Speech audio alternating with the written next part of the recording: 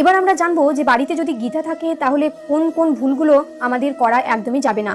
গীতা অত্যন্ত মহাত্মপূর্ণ ধর্মীয় গ্রন্থ। প্রত্যেক মানুষের জীবনে গীতা পাঠ করা জরুরি বলে জানাচ্ছেন শাস্ত্রকররা।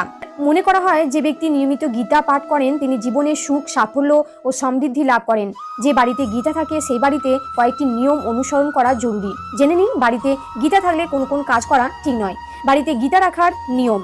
বাড়িতে গীতা রাখলে কয়েকটি বিষয় মাথায় রাখা উচিত। মনে রাখবেন, গীতা হলো পবিত্র ধর্মগ্রন্থ, তাই এই বইকে পরিষ্কার ও শুদ্ধ স্থানে রাখুন।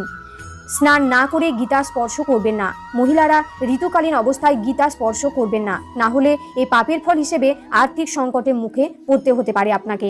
শ্রীমদ্ ভাগবত গীতা ভুলেও মাটির উপর রেখে পড়বেন না। গীতা পাঠ করার জন্য পুজোর চৌকি বা বই পড়ার কাঠের স্ট্যান্ড ব্যবহার করুন। পড়া হয়ে গেলে গীতা লাল কাপড়ে মুড়ে রেখে দিন। নিজের আসনে বসে গীতা পাঠ করুন, অন্য কারোর আসনে বসে গীতা পাঠ করুন।